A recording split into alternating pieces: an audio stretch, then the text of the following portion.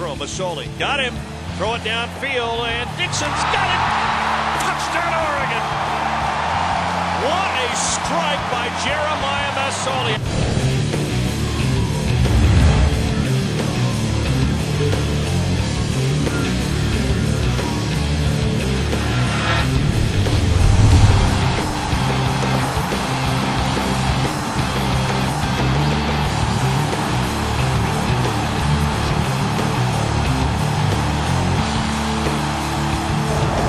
Hello everyone and welcome to Oregon Football with Chip Kelly, presented by Bi-Mart, as Oregon takes it to the Washington State Cougars tonight 52-6, a second consecutive solid effort by the Oregon Ducks as they go to 2-0 in the Pac-10 Conference. For Anthony Newman and head football coach Chip Kelly, I'm Mike Jorgensen, and coach, another solid effort again, offense, defense, special teams. You guys really again got after it tonight. Yeah, and then that was the challenge for our football team, is how do you respond after such a great performance last week? And a lot of times teams have letdowns, and I really compliment our coaching staff for getting these guys' minds where they're supposed to be. School started this week. There was a lot of different things going on that could have distracted this football team, but those guys came out as focused, and to do what they did in the first half to be up 42-0 going into halftime is really a tribute to those guys being able to focus and concentrate on the task at hand, and that was Washington State. Well, Coach, you get an opportunity to start on offense first, but Kenyon Barner, nice kickoff return right off the bat that gives you great field position, and that gets things started. And the yellow tops on the way.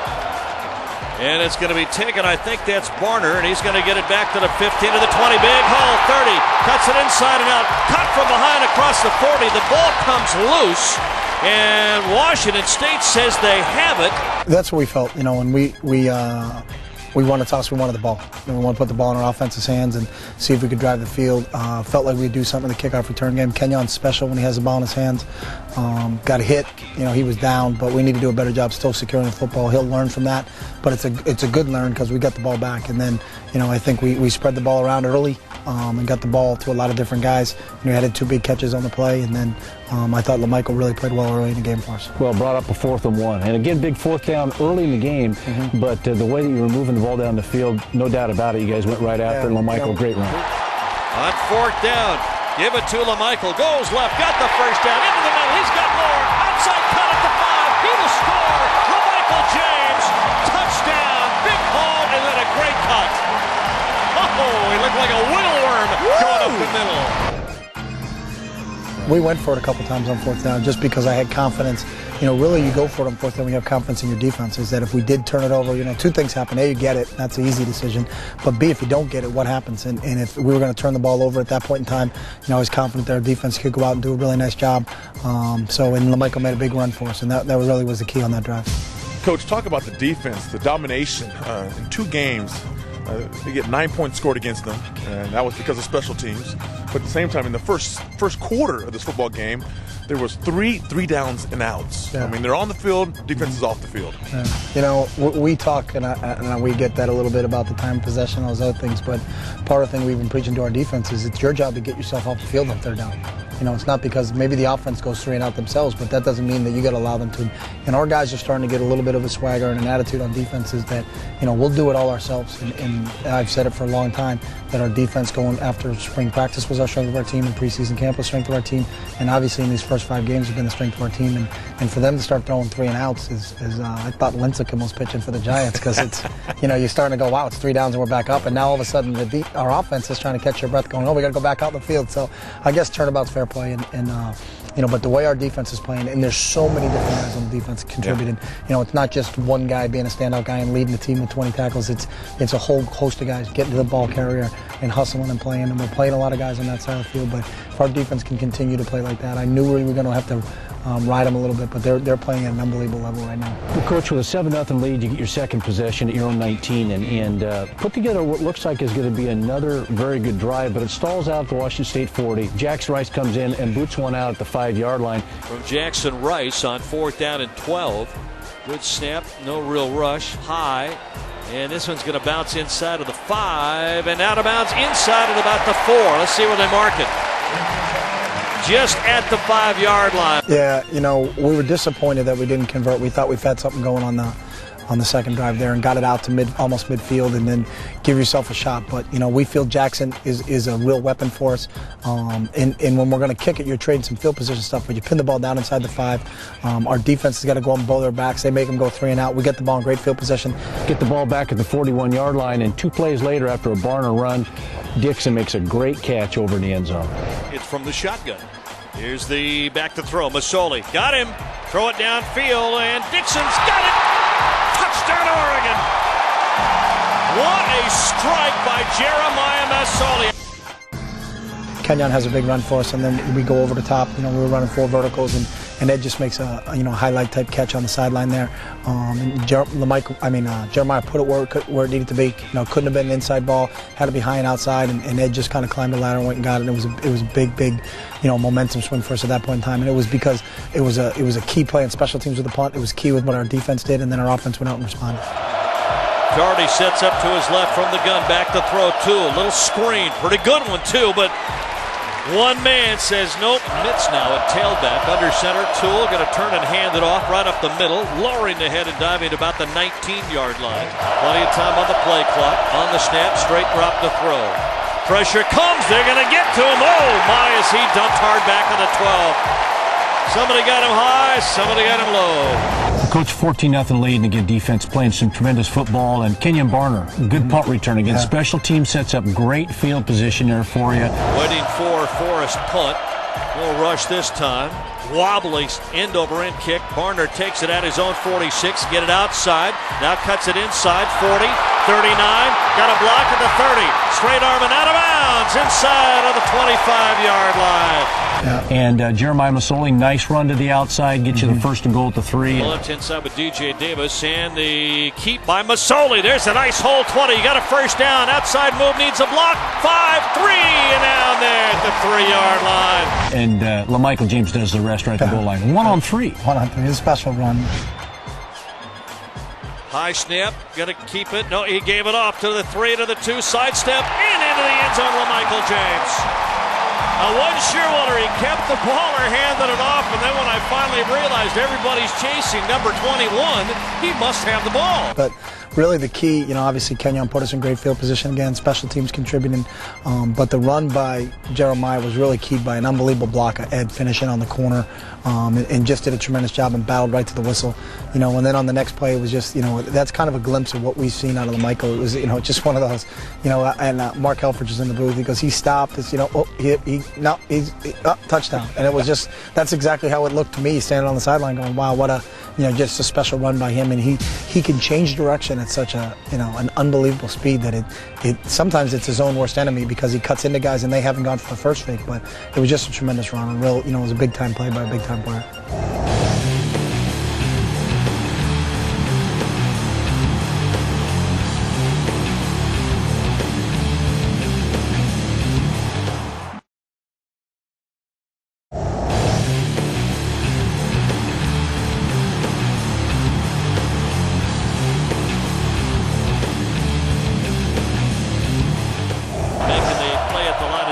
Tardy's got it and gets back down. And back ball fumbled. It's loose, and Lobestall will get back on it. Ball dropped at his feet and then squirted forward. Second down and 10. A low snap to throw the ball. Oh, no! He's going to throw it, and it is caught. What a great play by Lobestall. How he did not get taken down on the sack from the 29. Lobestall with a snap to throw. A little more time. Way downfield. The long throw is knocked away. Incomplete. Played perfectly by Talmadge Jackson. Well, Coach, now we're in the second quarter, and offense is running on all cylinders. 21-0. You begin to speed the pace up. It was going pretty fast already. It goes to another gear in the second quarter. We went to a little bit faster package there. It's part of what's in our offense, and because we're so young, we hadn't been able to feature it, and we did get a chance to kind of run it there. I think the first drive was 11 plays, was only 2 minutes and 42 seconds, and the second drive was 8 plays and 2 minutes and change too. So it was, it's good to see that we can change the tempos, and we can play fast, we can play slow, we can get them to force the defense to kind of give us a look. But it's our players are starting to, they're not thinking about what we're calling, they're just getting lining up and running it. I still think we can play faster. We need to continue to push that tempo and pace. because then it comes down to really, as I say, it comes down to Coach Radcliffe, because it's our conditioning. We always feel we're the best conditioned team in the game, and it shows in those situations is that, we can play fast because of our conditioning. And it was, 2 big plays, to finish it. 6 yards, it'll 2nd and 4 on the snap. Give it to Barner. Oh, baby, look out. Oh, he almost takes it in. Hit a wall at the 1-yard line and stop there. First and goal, Barner behind Masoli. He'll keep it and go right over the middle and score the touchdown himself on the keeper. Jeremiah Masoli. When you're the size he is at 5'11", 214 behind your line, you can run it in, and that's his 5th running touchdown this year. Well, you got after the quarterback. You got after the young quarterback, Jeff Toole. And then in the second quarter, they put Marshall in the game. And he comes back and throws a pick to Javis Lewis. Does a nice job staying deep as the deepest, reading the quarterback, and go for the INT. Here is the snap, and back to throw the ball. A lot of time, way downfield, down the middle. This one's too far. Intercepted. Still on his feet, now hit down at the 20-yard line. Well, the ball was put up for grabs, and Javis Lewis just waits for it. It's frustrating, and going against that defense, I understand it. It's kind of frustrating when they've got so many guys around the ball that you can't run the ball, so your answer is, well, we need to throw the ball on them. And then when you throw it, it seems like there's 4 or 5 guys deep, and you start asking yourself. And I had to do it a couple times in the spring and preseason. They playing with 12 or 13 guys out there, because it seems like there's always a ton of guys around the ball. There's not a lot of one-on-one situations, whether it's one-on-one tackles or one-on-one in coverage. And it's really our defensive coaching staff has just done a tremendous job so far.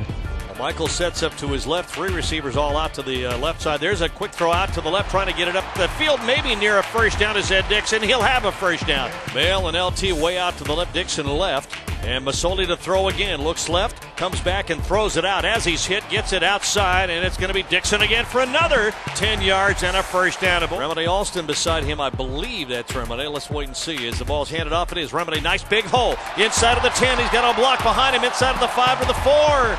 Alston beside Masoli from the 5. Give it to, no, he's going to keep it. Masoli up the middle, lowers the head at the 1 and goes backwards. He'll get it to the 1-yard line, though. The 5-yard penalty back at the 6-yard line now. Masoli on the snap. Going to give it on to Ray Crenshaw going right. Outside, needs a block. He will stroll into the park on a Saturday evening walk. Andre Crenshaw, the blocking was there, makes the job easy when you got that much room to run. We did a great job of blocking on the perimeter. David Paulson, Ed Dixon, and I think it was Jeff out there. And they did a great job. Andre set it up, dipped in, and bounced out and walked in the end zone untouched. On first down, back to throw the ball this time with plenty of time. Swings it left, wide open. Catch made, gets by one man. 50, all the way down to the 45 and down at the 42-yard line. Goes Lavoisier, 2-and-A. LT with 3rd down and 8 from the 40 of the Cougars. Going to go to his left to throw.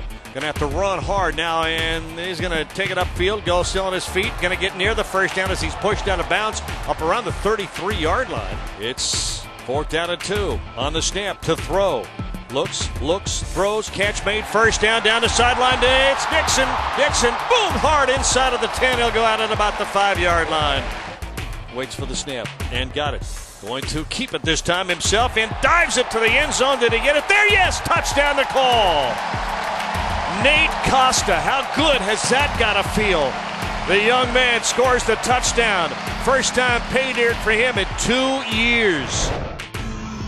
Well, in the first half, again, ends 42-0. Your offense is doing, but you talked about being able to spread the wealth. In the spread offense, you spread it out. There were a lot of guys, LaMichael James scoring touchdowns, Ed Dixon, Jeremiah Masoli, Crenshaw. You really spread it out today. We did, and that's part of being a spread offense, is that the ball can't just go to one person. You can't be, a 30-carry running back. There's not going to be a dominant receiver that just throw the ball to all the time. Is that everybody contributed. LT Tune made some really nice catches today. Four running backs, actually 5 running backs carried the ball for us today. The tight ends made catches besides Ed. David Paulson made a couple grabs. Malachi had a couple catches today. It's a matter of everybody contributing, and then that's what makes the spread so dangerous, is that the ball's spread out all the way across the field and at different receivers and different players. And we feel like we got playmakers at all those different spots, but we got to continue to get them involved.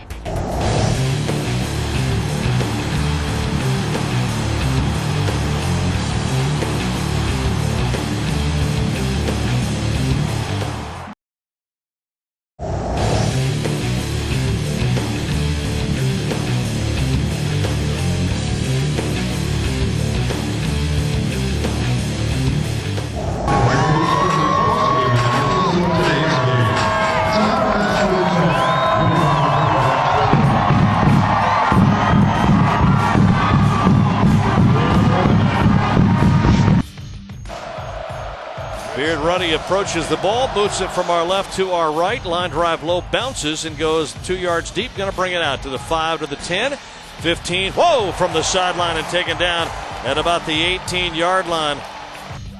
Coach, by halftime, you have 42 points in the offense. Your defense, you hold Washington State to 49 total yards.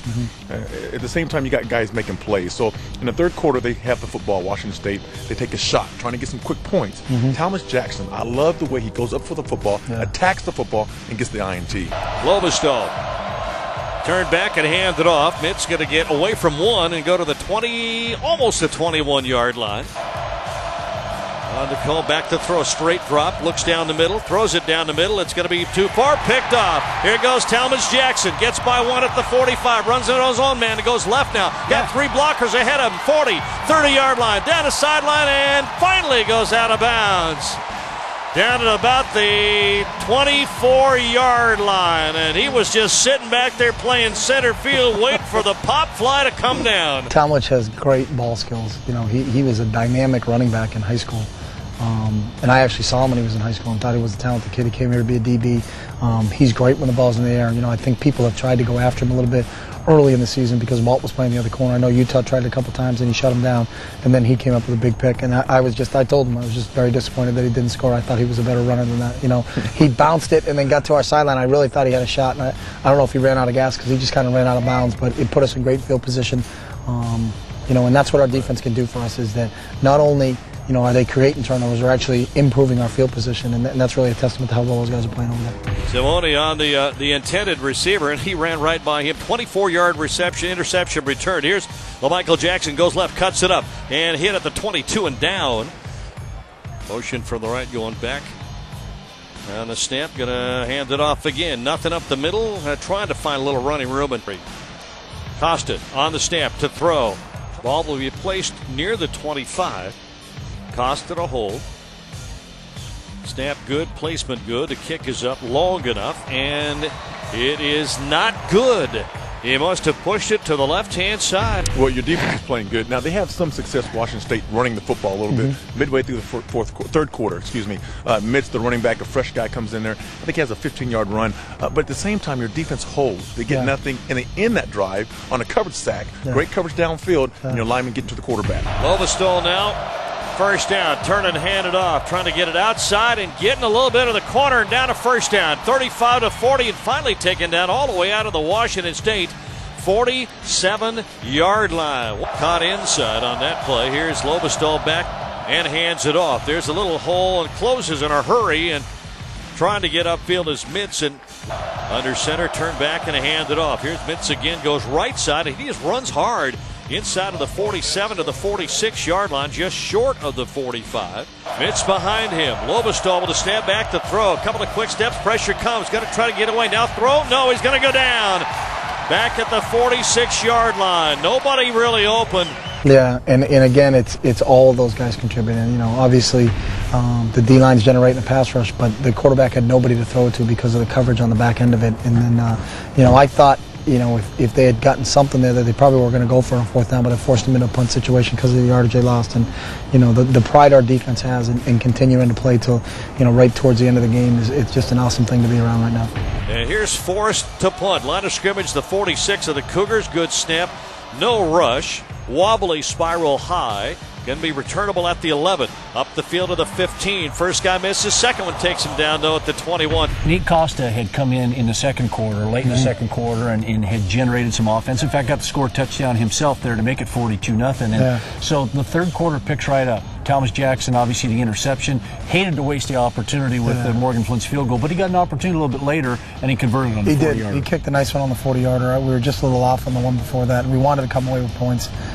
We're greedy. We want 7 down there. We know we had 3 guaranteed, but it was just off a little bit. But he came back and kicked a nice 40-yarder for us. And Morgan has just been very consistent. And I don't know. That may have been the first field goal miss for him. But, you know, he's just a steady Eddie guy.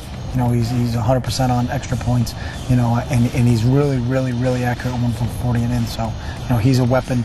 We hope we don't have to go to field goals. I don't like kicking field goals, but if we do, we feel like we got as accurate a kicker as there is in the Pac-10. Stay in on fourth down to throw.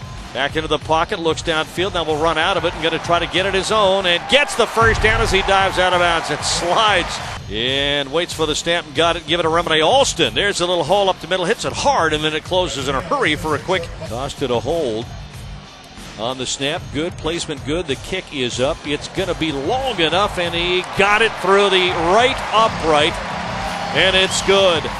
40 yards on the field goal. 5:28 left in the third. 45-0 Oregon with a lead. Reed forced to punt for Washington State. Line of scrimmage to Duck 46. Good snap. No rush. Booming high rolling spiral. Almost turns over, and fair catch called for. Dropped. Cougars are going to get it at the Duck 1 yard line. I thought he was just faking like he was going to make the fair catch to let it bounce into the end zone. We'll go from under center on 1st and goal. Snap, give it a Mintz, hit hard, dropped right at the 1 yard line.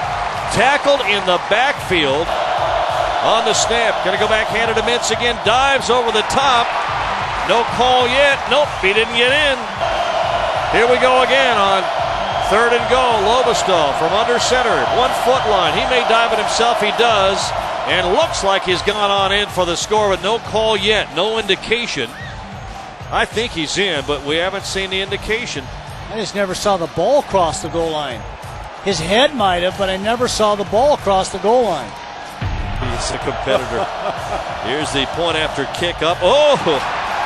Scrubbed it to the left-hand side. Not a good kick. Wasn't blocked. He just muffed the kick.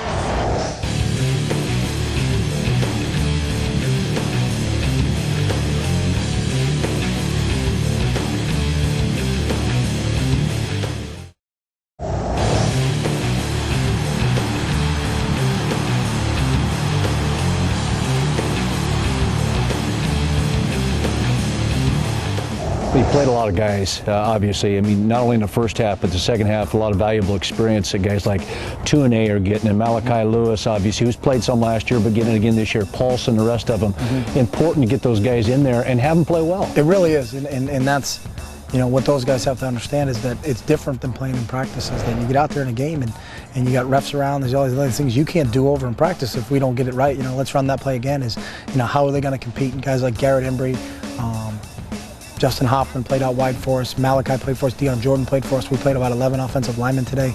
You know, and Nate got some real quality reps. And as we continue, and I talk about it on defense, developing our depth, you know, whether it's in the secondary, linebacker, or the defensive line, it's the same with the offense, is that we've gotten in 2 games now, we've gotten a chance to really play a lot of guys on the offensive side of the ball, and that's going to pay dividends for us down the road. Well, and to finish it off, to get to the 52-6 score, Remini Alston, really good run down here. Crenshaw had gotten you guys down there on a very, very good, but Remini Alston, from the standpoint of the power, got us back to the goal line and yet just drove his way onto the goal line. He did. Remini Alston to his right, just behind him a touch. High snap, give the ball to Remini. Going to go right 3, spins to the 2. He will get it in. Do they call it? Yes! Touchdown, Remini Alston. He does it on leg drive. He just would not go down. You know, and Andre did have a couple big runs on our outside zone plays, of sticking his foot in the ground and getting up the field and not stringing things out, and they were over pursuing and had a couple big runs. And then Remini's last run was just a power run. You know, and it's awesome to see, you know, there were 3 or 4 other guys around him helping him get in the end zone, and you know, it just kind of shows you how important our guys understand us. We keep preaching finishing all the time, and that right there kind of was just a signature type of finish is for him getting in the end zone with everybody kind of getting around him. So, and to get Remini, you know, he scored the week before. He's starting to score now, starting to play a little bit better for us as we develop the depth at the running back spot. You know, that's huge for us as we continue down in league play. Coach, we're well into the 4th quarter, and now you have a lot of young guys making plays out there, trying to prove to you that they can be on the field and they can play. And there's one play in particular. Terrence Montgomery makes a nice play. He's a defensive lineman. The running back makes a nice run, gets to the outside, runs down the sideline, and then you see number 59 running down the field and punches the ball from behind to get the fumble. Under center, back and pitch it going left. And nice cut up and a big run across the 40 to the ball pops loose. It is free ball. Oregon's going to get on it. Back at their own 27-yard line. Ducks ball. That ball was fumbled back near midfield and bounced 20 yards on the field. It was an awesome play, and it came right at me as I was on the sideline when it broke. I was like, oh, God, here we go. And then all of a sudden I saw T coming behind him, and literally, and I hope he takes this as a compliment, the way he was running and pursuing him, and I saw the 50 number, I thought it was Josh Cadu. Right. And he came up in behind and punched it out, and I was like, that's a great play by Cadu, and I was right in their ads, and he goes, I think it was Terrence Montgomery, and I was like, that was Terrence Montgomery running like that, but it's kind of contagious on how our coaches preach run to the ball. We do a strip circuit every day about trying to create turnovers. And he did an unbelievable job, and it's exactly how it's coached. And to watch that on film, and I guarantee, I know I'll show that to our team on Monday when we meet as a team and talk to them about plays like that, because those things just go a long way for you. And then Titus Jackson did a really nice job. There was a lot of people around, covered the ball up and gave us a chance to get it back. But that was a big, big play, and those are things that we continue to preach. And when you see it on tape, it just really makes you feel good as a coach. Well, Coach, as we wrap this up, 4 consecutive home wins to move to 4-1, 2-0 in the Pac-10, which is even more important, and 94-9 in the last 2 games. Your team has really dominated both sides of the ball. But it changes, obviously, when you go on the road. UCLA, a very quality team, as all teams are in this league, but it gets a little bit tougher when you go on the road, doesn't it? It does, and that's the key to playing well is can you do it on the road? Obviously this homestand for us has been tremendous, starting with the close win over Purdue and the touchdown win over Utah, and then these last 2 weeks we've played tremendous. But the great thing about football is there's new challenges each week, and we got to go on the road. And if you're going to make anything in this league, you got to win games on the road. And UCLA is a good football team. They just earlier in the season they went into Tennessee and beat Tennessee at Tennessee. So it's a good football team. We watched them today play against a good Stanford team. They're very, very good on defense. It'll be interesting to see if their quarterback's back. He got knocked out in the Tennessee game, and he's supposed to come back for our game. So, we expect a battle, and we're going to find out what type of team we are, because we haven't been on the road since Boise, and we need to prove that we can play football on the road.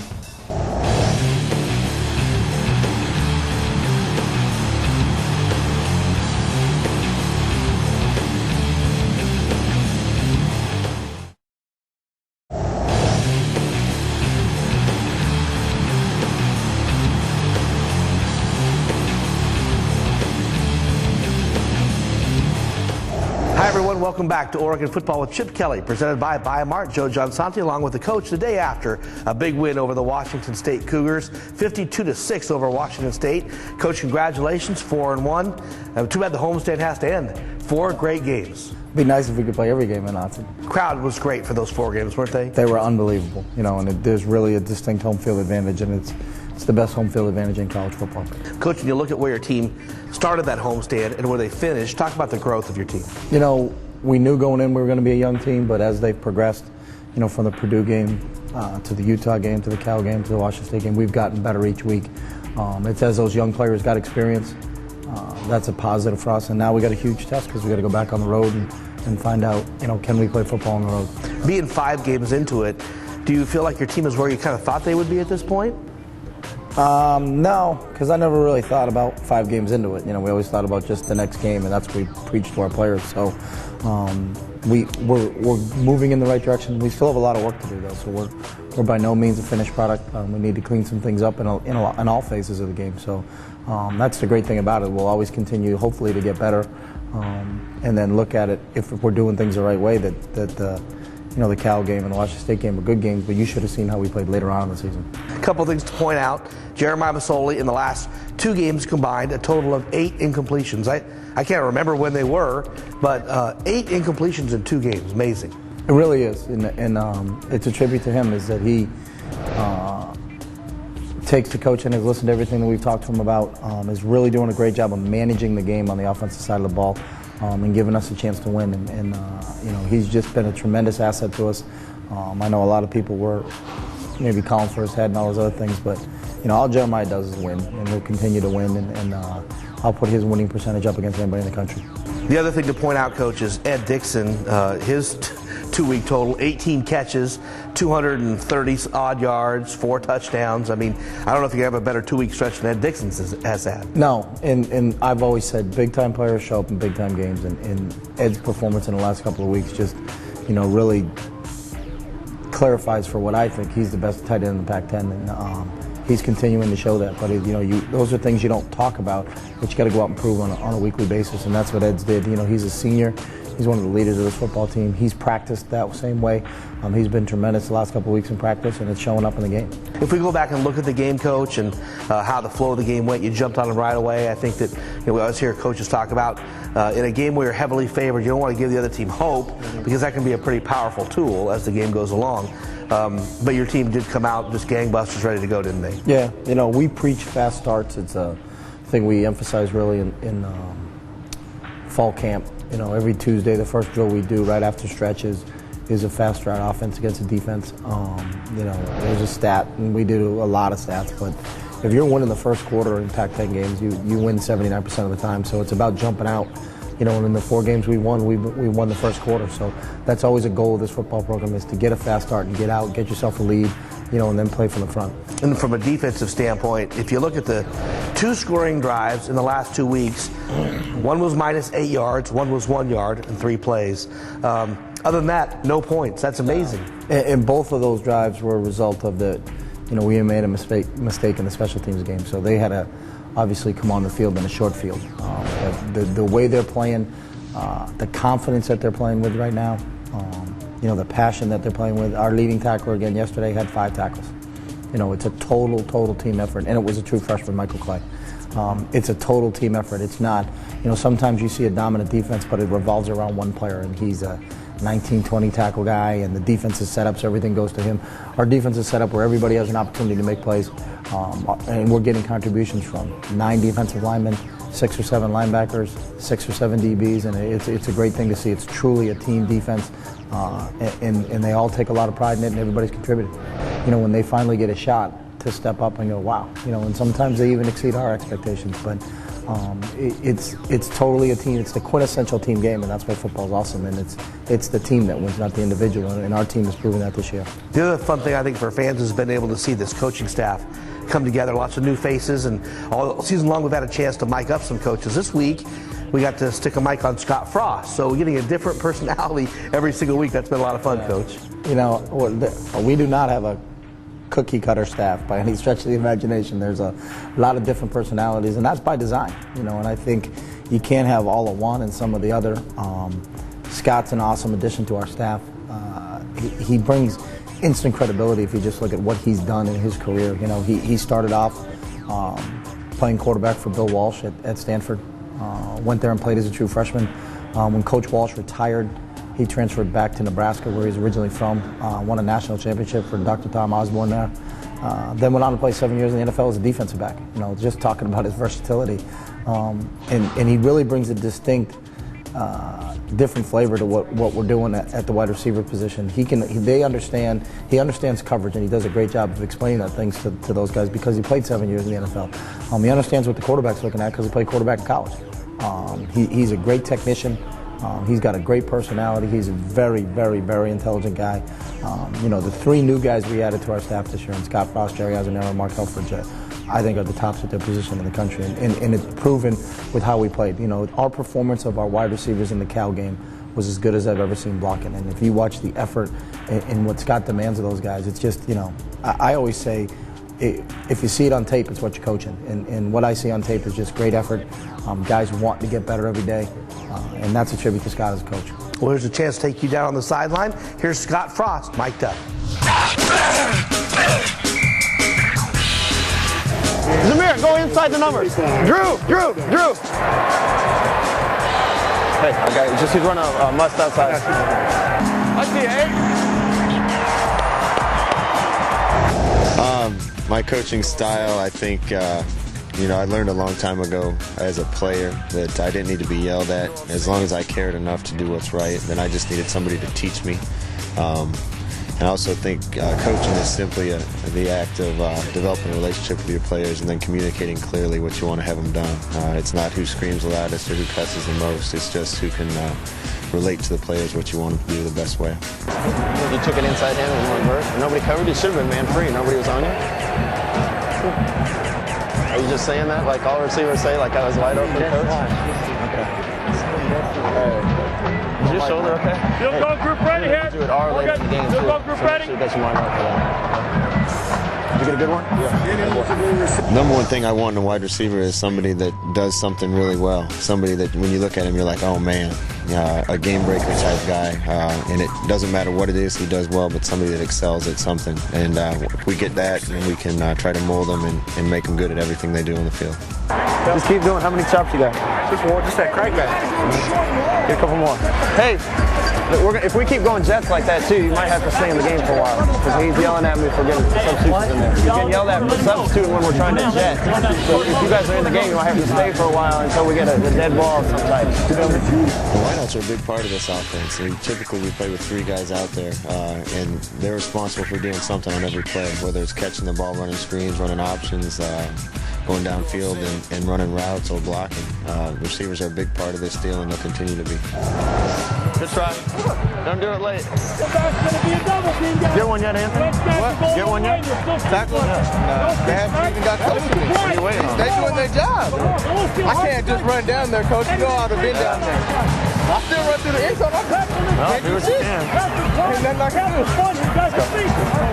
I just love the University of Oregon. As far as I'm concerned, we're doing a lot of things right. I've been in a lot of places, and everywhere you go, kids don't have fun playing football, and guys don't have fun coaching football. And the environment that Chip and the rest of the people here have created at Oregon makes it fun to come play. It makes it fun to come to work every day, and that's kind of rare.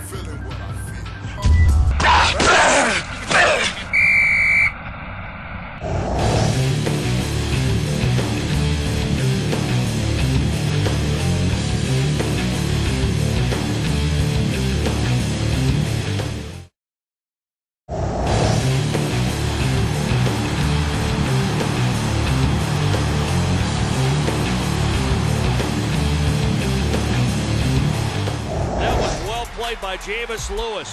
The sum of the parts. Snap a little wide. Blocked. Brandon Bear. Everybody together. Here they come. They get to him. Casey Matthews. Everybody playing together. Everybody doing their job.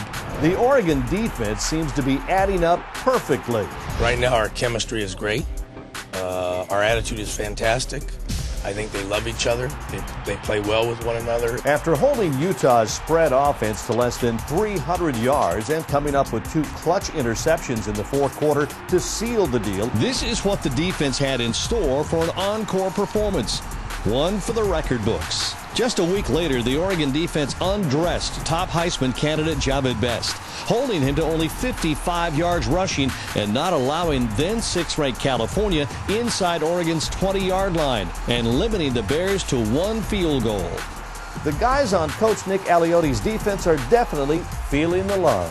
I think we scored twice in 2 games and everything, so for us to help our offense out putting points on the board is great. It feels great. I mean, we finally getting some accolades. I mean, we've been known as an offensive school for a while, and it's finally great that people are starting to jump on board. Key parts to the defensive unit are junior linebackers Casey Matthews, along with the rest of Aliotti's crew, continues to show a desire to improve. It's a competitive drive that goes beyond the sidelines to another type of turf. Just hit it as hard as you can. Money.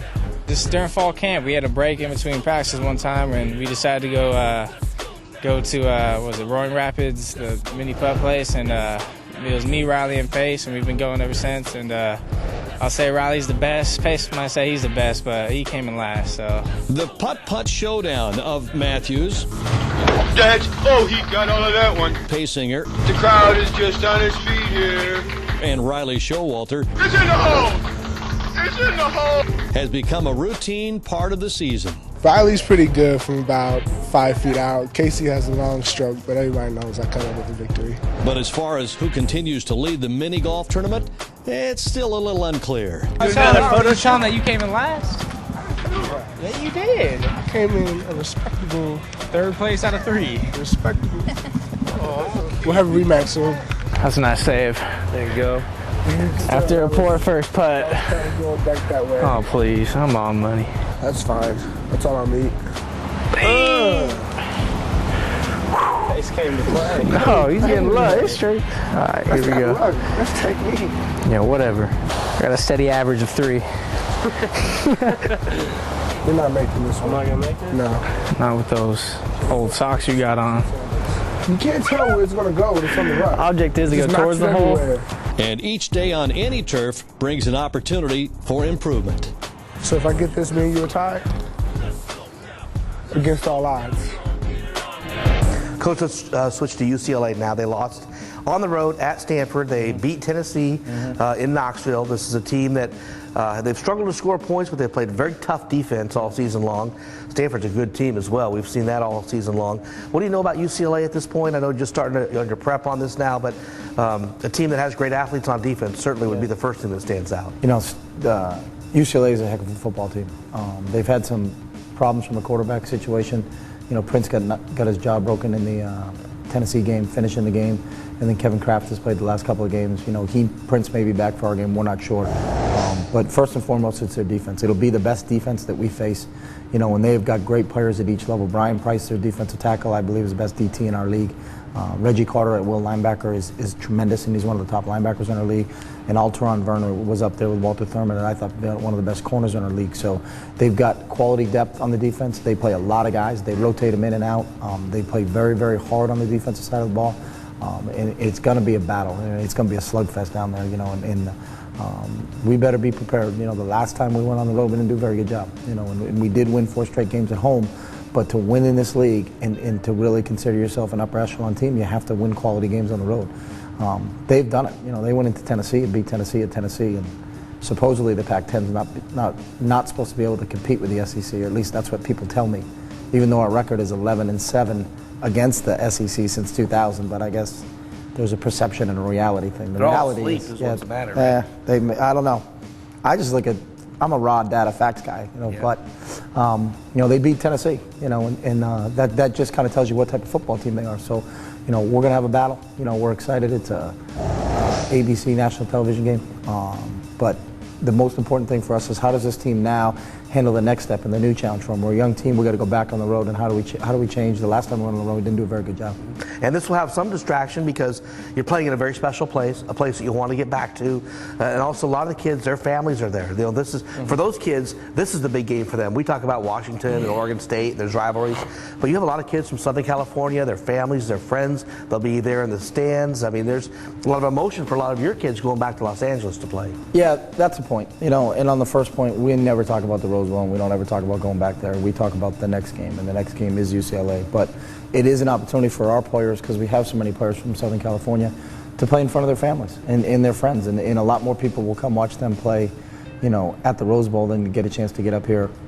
So that'll be a neat thing for them to play, and they'll be able to see exactly what we're all about. And that, you know, it's another chance to impress people with the Oregon football program, how fast we play, how hard we play, and that we have the ability to finish. 12:30 kickoff, first time this year on grass, so that'll be changed as well. Bermuda grass this week at the Rose Bowl as the Ducks get ready to take on the Bruins. Coach, congratulations, great homestand. Thank you. Fans had a great time. I mean, all the weather and the sun, and everybody had an awesome time over those 4 weeks, and people will remember that for a long, long time. So we'll see you down in Los Angeles, and good luck against the Bruins. So for head coach Chip Kelly, I'm Joe Johnsonti. We'll see you next time right here on Oregon Football with Chip Kelly, presented by Weimar.